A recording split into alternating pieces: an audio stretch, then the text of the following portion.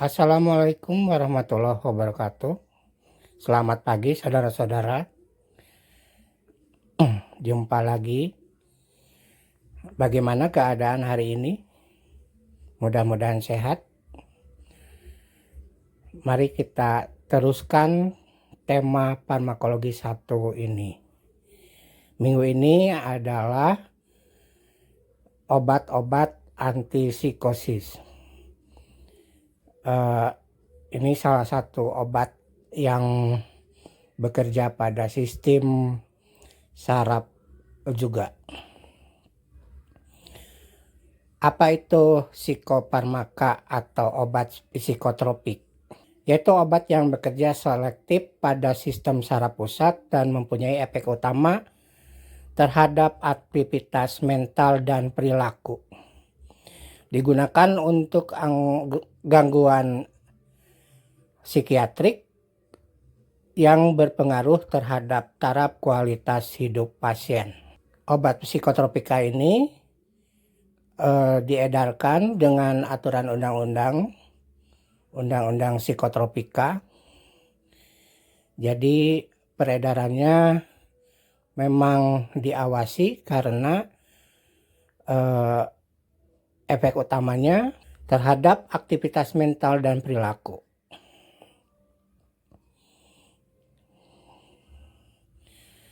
Kemudian kita lihat gangguan jiwa. Gangguan jiwa itu bagaimana?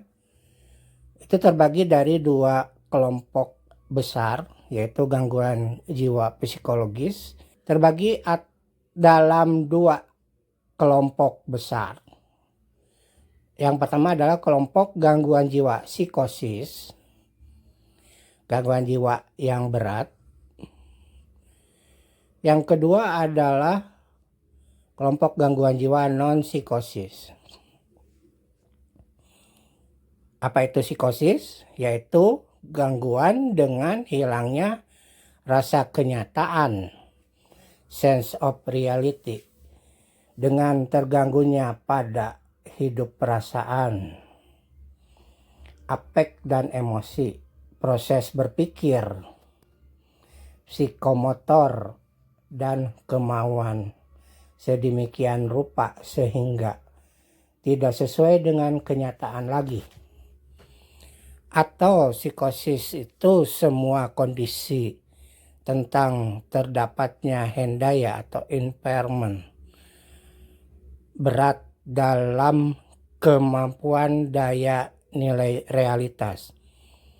Yang ini adalah menurut PPDGJ 2. Jadi ada juga psikosis menurut Profesor Dr. W.F. Maramis SPKJ. Psikosis menurut Profesor Maramis ini adalah gangguan jiwa yang serius atau berat, timbul karena penyebab organik atau emosional, ditandai oleh gangguan kemampuan berpikir, bereaksi secara emosional, terganggunya daya ingat, komunikasi, menafsir kenyataan, dan bertindak sesuai kenyataan atau pembicaraannya melantur, kemampuan memenuhi tuntunan hidup terganggu, perilaku regresif atau kacau, gaduh gelisah, hidup perasaan yang tidak sesuai kenyataan, waham dan halusinasi. Boleh dikata semua orang bisa mengalami hal ini. Kalau tanda-tanda dan gejalanya itu ada beberapa yang masuk ke dalam definisi seperti ini.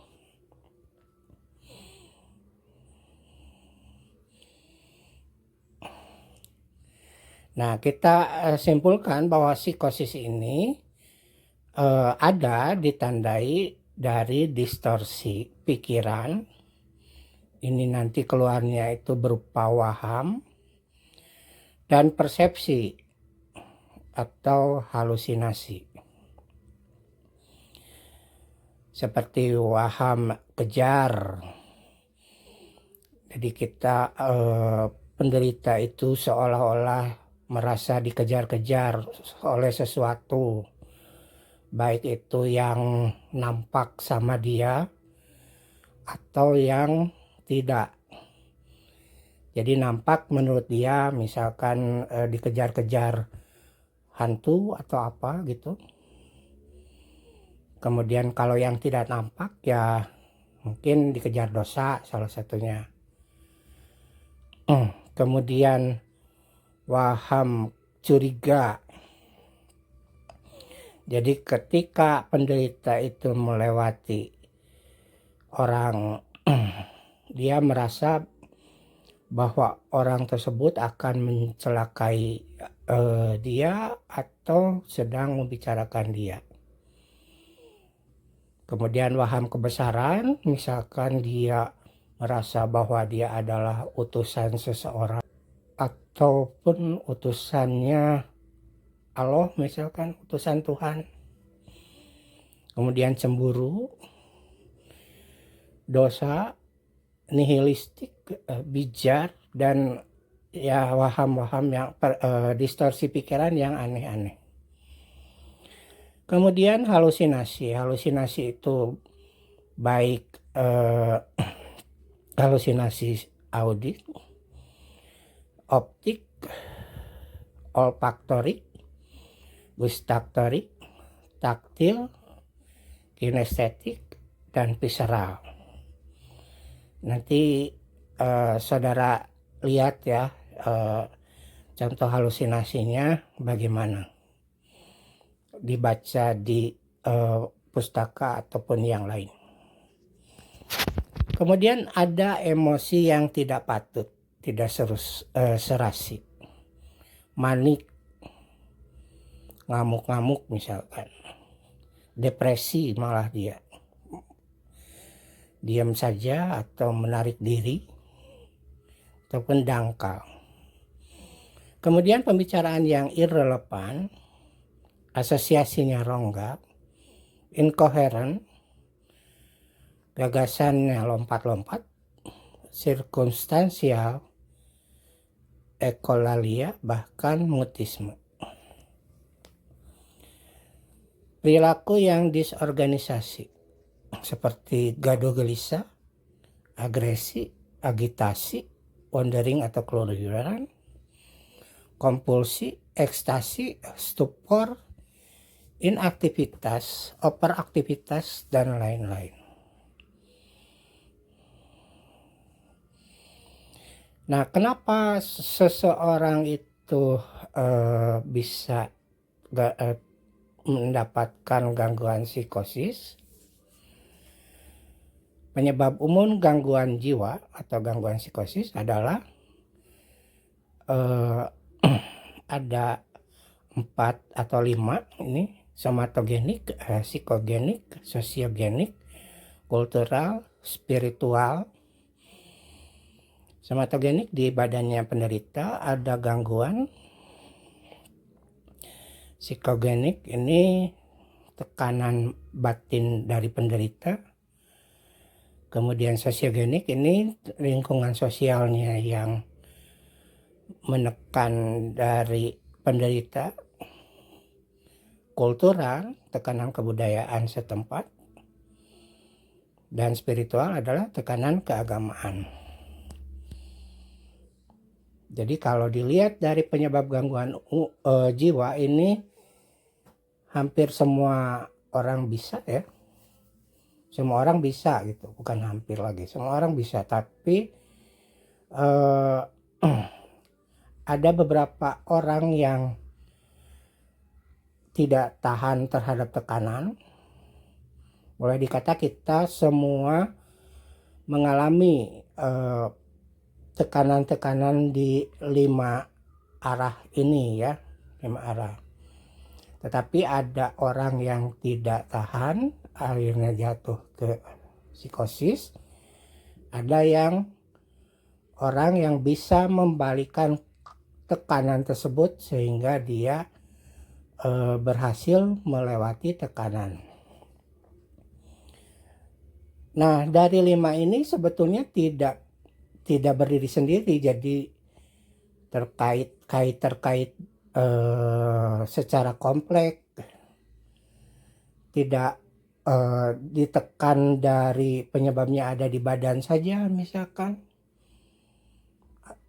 atau hanya disiksanya secara fisik aja, psikis. Tetapi yang 5 ini akan mempengaruhi satu sama lain dan tekanannya akan berakumulasi terhadap penderita. Contohnya adalah seseorang yang merasa dikucilkan oleh lingkungannya, baik itu karena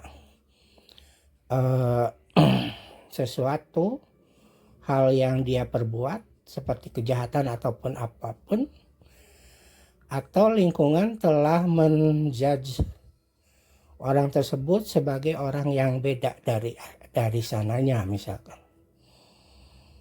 Ini dikucilkan kalau dia tidak tahan karena setiap orangnya merasa melakukan sesuatu pengucilan atau bertindak mengucilkan ke dirinya.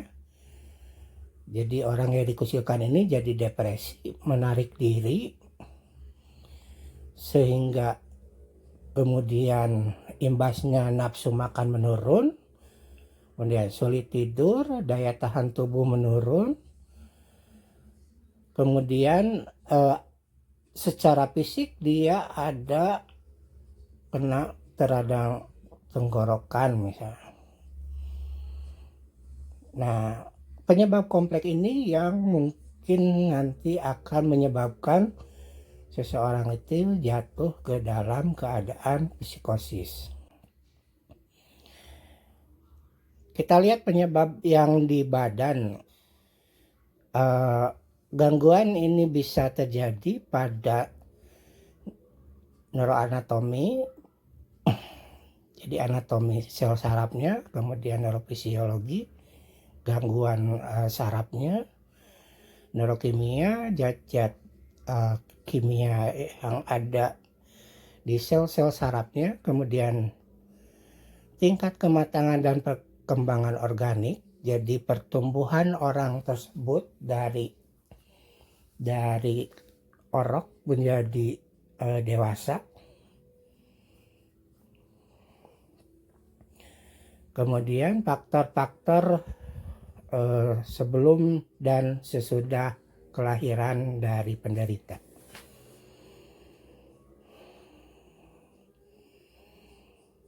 Ini bisa diringkas lebih lanjut bahwa penyebabnya pertama adalah keturunan, faktor endokrin atau hormon tadi dari kematangan perkembangan organik, kemudian penyakit yang menyerang sel-sel saraf misalkan atau yang lainnya yang mempengaruhi sel saraf.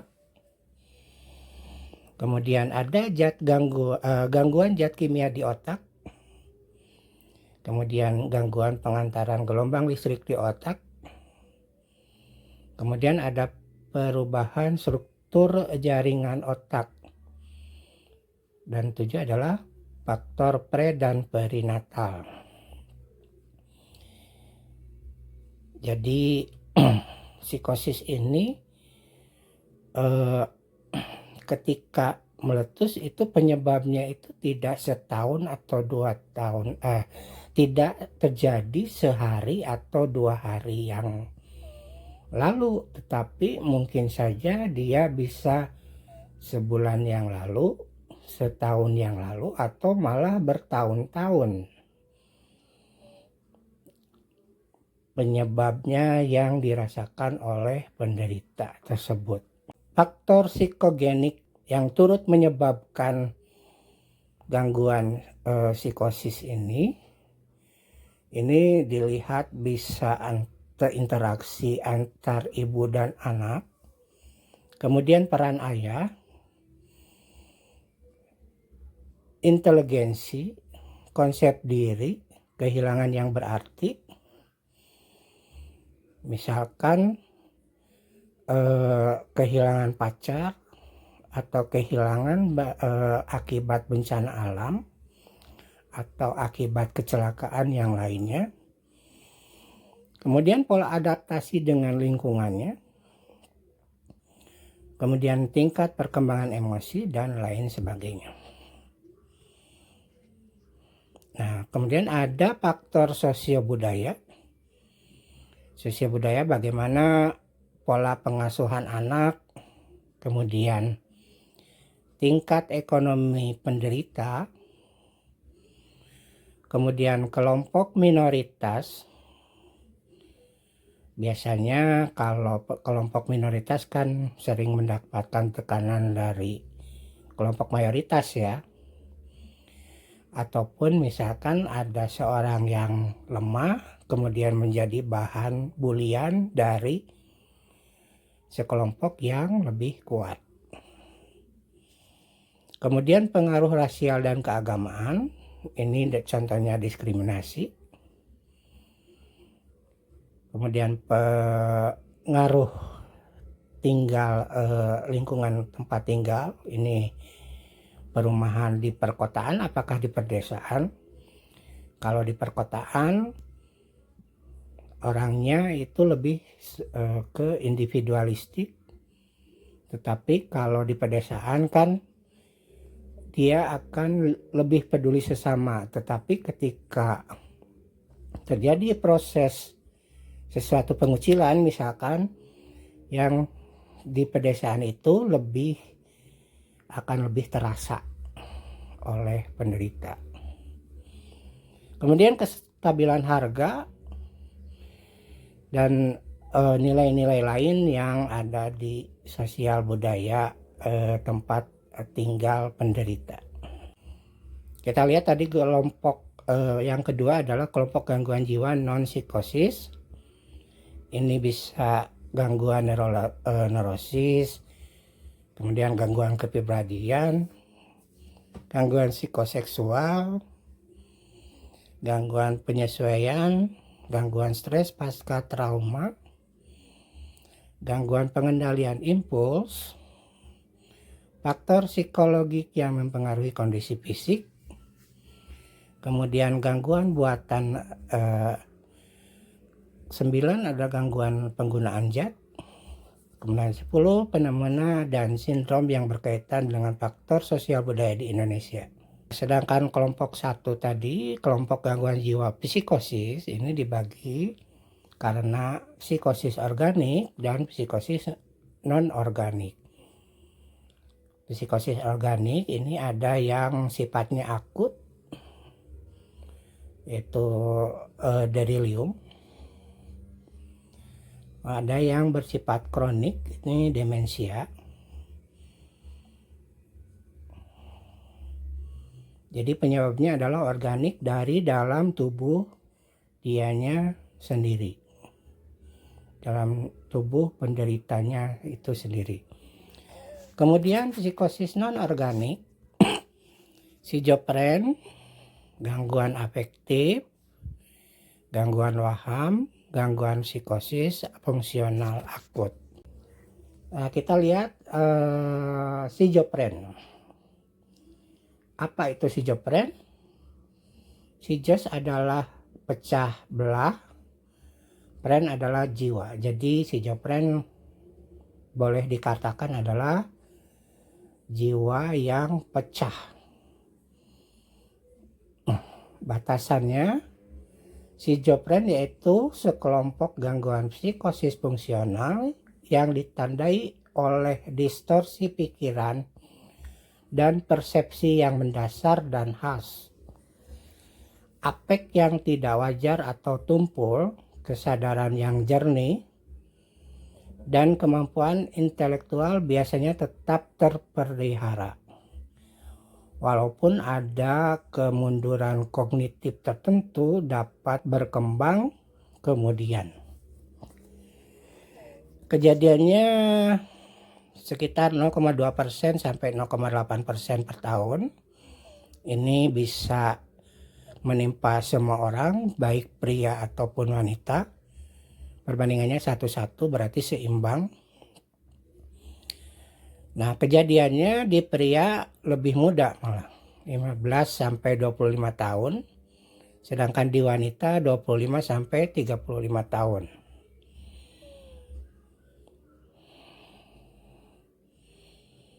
Nah, kalau menurut patogenesis, sakit schizophrenia ini ada 3 teori, yaitu teori somatogenik, teori psikogenik, dan teori sosiogenik. Kita lihat teori-teori tentang etiologi dari schizophrenia ini. Pertama, teori somatogenik. Misalkan karena gangguan endokrin atau gangguan kelenjar hormon, karena sering terjadi pada saat pubertas, kemudian pada waktu kehamilan, pada waktu klimakterium, meskipun yang terakhir ini tidak terbukti. Kemudian yang kedua adalah gangguan metabolisme, karena penderita ini tidak tampak pucat atau tidak sehat. Ujung-ujung ekstremitasnya agak sianoptik, nafsu makan yang kurang, berat badan yang turun. Tapi teori yang kedua ini tidak mendapat dukungan oleh para ahli yang lain. Tapi jadi diperkirakan dari somatogenik ini dua hal yang menyebabkan terjadinya schizophrenia pada penderita.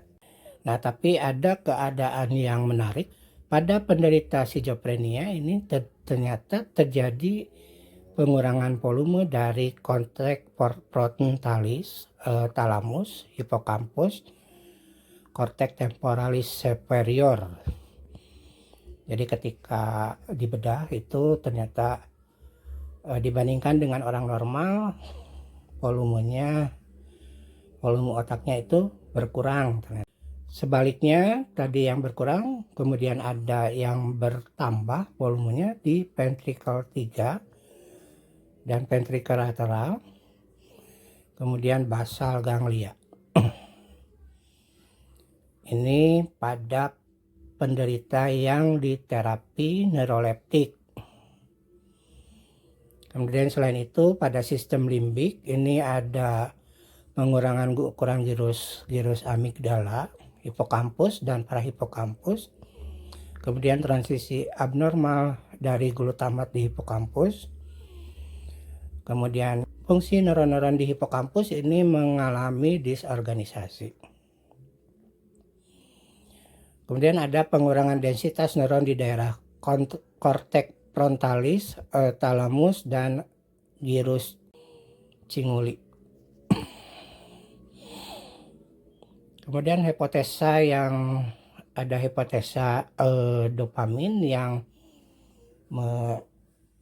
menyebabkan gangguan schizophren. Ini ternyata diperkirakan bahwa terjadi hiperaktivitas dari dopamin atau dopaminergik. Hal ini diterangkan dari kerja obat antipsikotropika yang memblok reseptor dopaminergik dan kokain serta amfetamin ini mempunyai efek meningkatkan dopaminergik yang memberi efek psikotomimetik. Jadi rata-rata obat schizophren ini mekanisme kerjanya dua, bisa memblok reseptor dopaminergik atau meningkatkan aktivitas dopaminergik. dengan efeknya psikomimetik ya. Kemudian pada pasien schizofren, ternyata densitas reseptor D2 ini meningkat pada stratium dan nucleus accumbens. Pada pasien schizofren terjadi penurunan jumlah neuron GABAergic di hipokampus. Seperti yang diketahui, GABA ini terlibat dalam regulasi dopamin.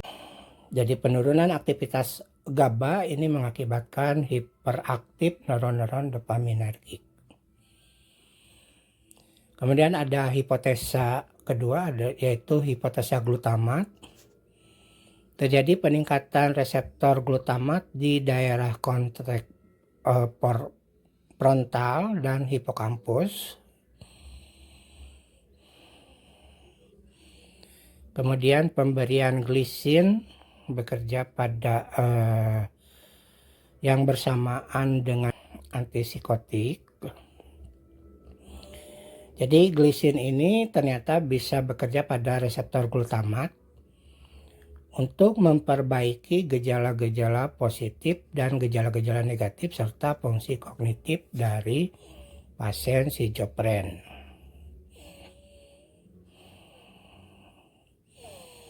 Nah, ada beberapa tipe dari schizofren seperti hebephrenic, paranoid, katatonik, simplex, differentiate. Ini residual. Ini tergantung dari gejala yang muncul daerah atau gangguan yang muncul pada penderita. Seperti hebepren ini kekanak-kanakan gitu ininya. Kemudian paranoid, ini ada waham curiga, waham kejar. Katatonik ini pada psikomotor tubuh atau pada tubuh penderita.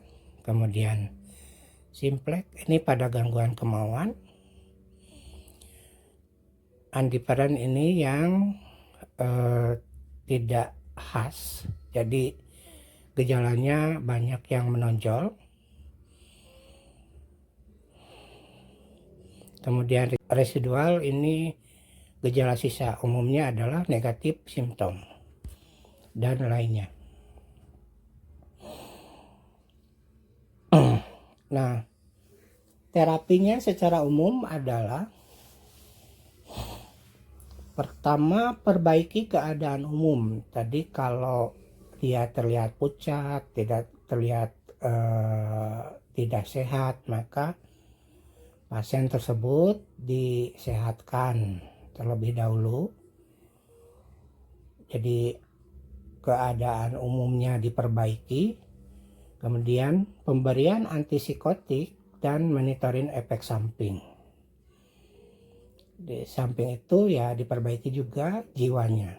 Jadi dua, adanya perbaiki keadaan umum seperti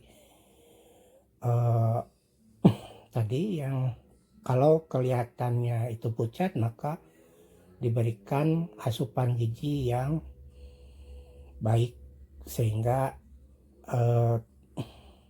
wajahnya itu tidak pucat lagi. Nah, pada pemberian antipsikotik maka efeknya juga harus di monitoring ya. Nah, antipsikotik ini ada yang tipikal atau konvensional, ada yang atipikal. Dimana yang tipikal ini contohnya ada dosis besar, diberikan dosis besar tapi efektivitasnya rendah. Kemudian ada yang diberikan dosis kecil tapi efektivitasnya tinggi. Contohnya ini ada obatnya yang besar efektivitasnya rendah, ini chlorpromazine, promazine, thioridazine. Kemudian yang kecil tapi efektivitasnya tinggi, ini haloperidol, tiporferacin, fluphenacin. Kemudian ada preparat depo dari neuroleptik tipikal ini biasanya dalam bentuk ester asam lemak dan di dalam minyak, sehingga pemberiannya itu harus intramuskular.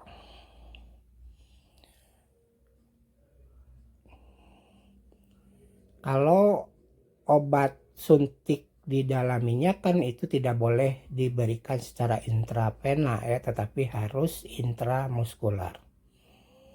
Sehingga membentuk depo untuk pengobatan 4 minggu, misalkan fluphenazine dekanoat atau haloperidol dekanoat untuk pengobatan 3-4 minggu. Kemudian kita lihat neuroleptik atipikal atau yang baru. Golongan-golongan yang baru ini mekanisme kerjanya ada SDA. Jadi terhadap neurotransmitter yang ada di saraf itu terutama serotonin dopamin. Jadi SDA itu serotonin dopamin antagonis. Contohnya ini risperidon, paliperidon, olanzapin, quetiapin, dan azathiopin. Kemudian DPA atau dopamin parsial agonis, aripiprazol, amisulprid. Kemudian ada SPA atau serotonin partial agonis. Tapi ada juga yang gabungan SPA dan SDA, gabungan SDA, DPA, SPA, kemudian gabungan DPA dan SPA. Selain itu ada yang bekerja secara MARTA atau multi-acting receptor target agent, seperti clozapin, olanzapin, quetiapin. Ini tidak hanya mentarget serotonin dan dopamin saja, tetapi reseptor neurotransmitter yang lainnya juga diganggu oleh obat-obatan yang ini. Kemudian selain dua di atas, ini ada juga terapi elektrokonvulsi atau kejang listrik. Ini untuk stupor atau purol katatonik. Nah, ketika lihat antipsikotik terapi, ini sejarahnya sebelum tahun 52 pengobatannya hanya ECT. Kemudian pada saat 52 ditemukan klorpromazin. Kemudian 60 ada penemuan obat baru, kemudian 80 penemuan obat baru lagi, kemudian tahun 90-an ini banyak sekali obat-obat yang atipikal ditemukan. Kemudian tahun 2010 juga sama. Obat-obatnya cenderung sama dengan yang tahun 1990-an. Jadi pada tahun 2010 penggunaan ECT sebagai antipsikotik terapi ini dikhususkan saja untuk yang katatonik. Untuk gangguan psikosis yang lain atau skizofrenia yang lain ini tidak direkomendasikan.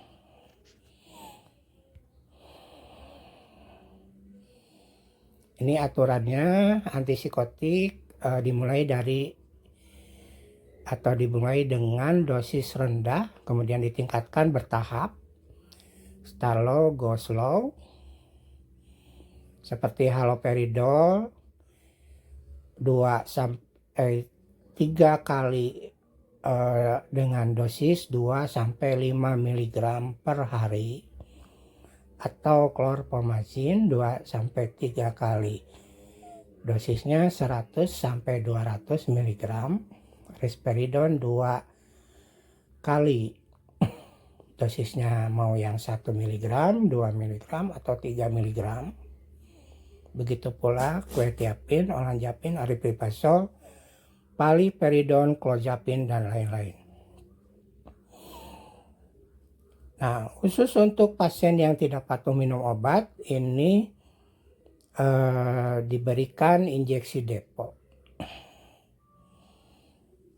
Kemudian harus rutin berobat tiap bulan. Ini bisa kesembuhannya tergantung dari penderita dan dukungan keluarganya. Kalau misalkan penderitanya tidak akan susah sembuh, ya kemungkinan pengobatannya itu akan seumur hidup. Kemudian ini beberapa efek samping dari medikasinya, ekstrapiramidal sindrom, kemudian berat badannya yang naik, neuroleptik malignant syndrome, tidurnya banyak, tekanan darahnya turun, menstruasinya terganggu bagi penderita wanita usia produktif. Ini bisa dilihat obat antipsikotik yang tipikal, atipikal, aturan pakainya, kemudian efek sampingnya yang harus dimonitor adalah ini tadi ekstrapiramidal sindrom, yang bagaimana ini seperti gejala-gejala Parkinson atau gejala mirip Parkinson ya, Parkinsonisme seperti tremor, bradykinesi, rigiditas, sikap tubuh yang khas, kemudian akathisia atau restless leg syndrome, kemudian dystonia, ocular crisis, torticollis, epistotonus, protusiolida. Kemudian ada tardive dyskinesia. Ini contoh-contohnya. Kemudian ada neuroleptic malignant syndrome atau NMS. Ini contohnya adalah demam, terjadinya kekatuan, leukositosis, takikardi, tensi labil, keringat berlebih atau diaporesis, psikosis akut, kemudian kreatinin fosfokinase meningkat, kemudian biasanya beberapa hari dimulainya atau ditingkatkannya dari dosis antipsikotik. Jadi biasanya muncul beberapa hari setelah ditingkatkan gitu. Untuk yang neuroleptic malignant syndrome. Penanganan efek samping untuk ekstrapiramidal,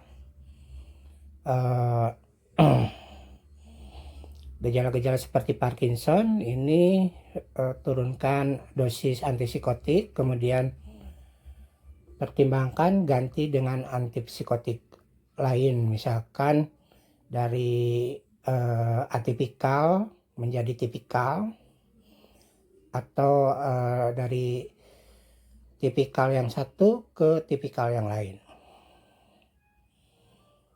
Kemudian pertimbangkan pemberian antikolinergik yaitu trihexyphenidyl secara oral, atau bila akut atau hebat ini bisa diatasi dengan benzodiazepin 10 mg IM atau diphenhydramine 2 ml secara IM, atau sulfasatropin 1-2 ampul IM. Perhatikan efek samping antikolinergik berupa sedasi, konvulsi, gangguan memori untuk pasien yang usia lanjut. Kemudian akathisia ini diatasi dengan pengurangan dosis antipsikotik atau dengan beta blocker. Tardive dyskinesia diatasi dengan ganti antipsikotik dengan atipikal. Kemudian neuroleptic malignant syndrome diatasi dengan pemberian bromokriptin dan trolen. Kemudian stop obatnya.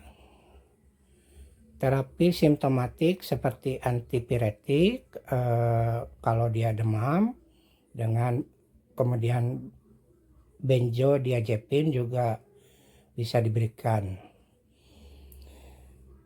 Kalau parah ini harus dirujuk ke rumah sakit yang terdekat. Artinya dirujuk ini misalkan dari klinik psikiatrik atau rumah sakit jiwa, dia tidak mempunyai fasilitas yang memadai untuk neuroleptic malignant syndrome, maka dia merujuk ke rumah sakit terdekat itu yang sifatnya lebih umum atau lebih kelasnya di atas daripada rumah sakitnya dia. Tadi sudah somatoterapi, sedangkan psikoterapinya ini untuk pasien ini gunanya untuk memperkuat fungsi ego pasien dan agar pasien dapat bersosialisasi. Tadi dia kan merasa dikucilkan oleh orang lain, maka diberikan terapi-terapi psikoterapi sehingga pasien ini bisa dengan mudah bersosialisasi kembali dengan lingkungannya. Kemudian manipulasi lingkungan atau psikoedukatif, keluarga atau lingkungan memahami dan menerima keadaan pasien, jadi keluarganya juga harus ikut untuk manipulasi lingkungan atau psikoedukatif, sehingga keluarga bisa membimbing pasien dalam kehidupan sehari-hari dan memberikan kesibukan atau pekerjaan. Kemudian komunikasi di antara keluarga dan pasien akan menjadi lebih baik. Kemudian mengawasi minum obat secara teratur dan membawa pasien kontrol teratur pada waktunya. Dan kesembuhan penderita schizofren ini ada 4, ini kesembuhan total recovery, kemudian kesembuhan social recovery, keadaan kronis yang stabil dari chronicity, dan terjadi deteriorasi. Jadi kesembuhan pasien schizofren ini ada 4. Tadi terapinya ada 3, somatoterapi, psikoterapi, dan psikoedukatif.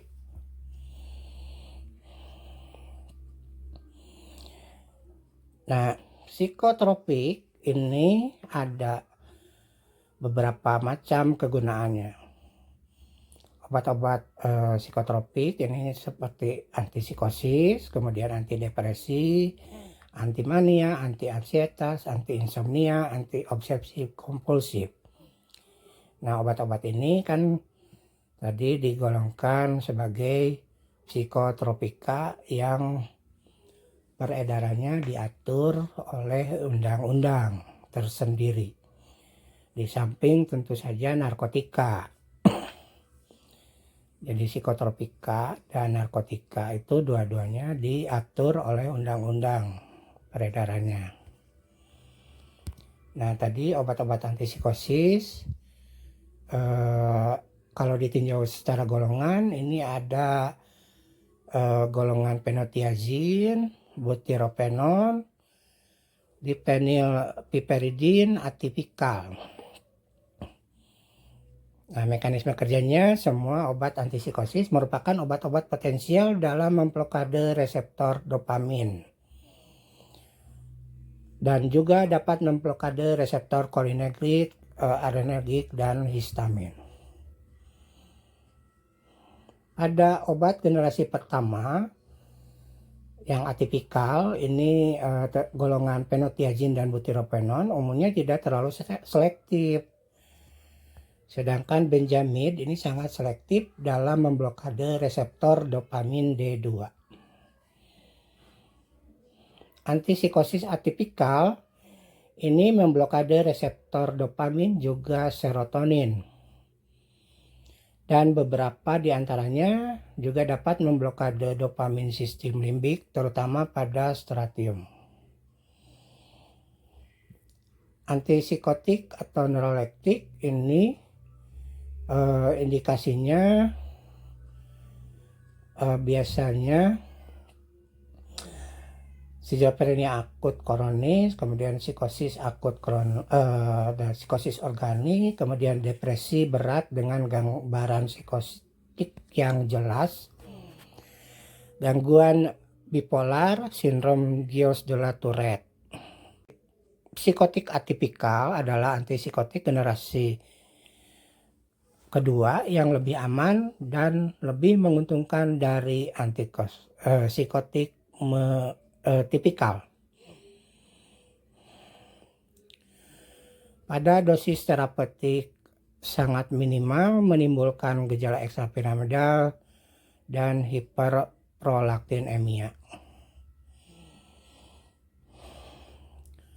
Pada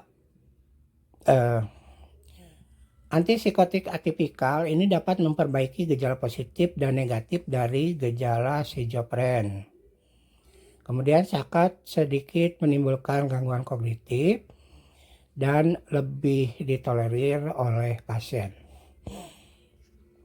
Antipsikotik tipikal ini juga memperbaiki gejala positif dari psikotik, gaduh, gelisah, halusinasi, dan waham, tapi tidak memperbaiki gejala negatif. Afek yang datar, menarik diri, apati, tidak ada keinginan untuk berbuat. Kemudian antipsikotik tipikal juga mempunyai efek sedasi. Nah, tadi disebutkan bahwa ada terapi dengan ECT, yaitu elektrokonvulsif terapi. Ini merupakan terapi konvensional dengan memberikan aliran listrik ke kepala dari pasien psikotik. Ini konvensional, kemudian ada premedikasi atau sebelum diberikan antipsikotik tipikal atau atipikal. Kemudian indikasinya untuk psikotik akut, gaduh gelisah, medikamentosanya tidak ada perubahan. Kemudian ada pernyataan keinginan bunuh diri. Demikian materi minggu ini. Terima kasih atas perhatian saudara. Mudah-mudahan jelas. Kesalahan penyampaian 100% datangnya dari Bapak. Tetapi kalau ada pertanyaan silakan tuliskan di komentar di Classroom ataupun di WA Group. Terima kasih atas perhatian saudara. Assalamualaikum warahmatullahi wabarakatuh.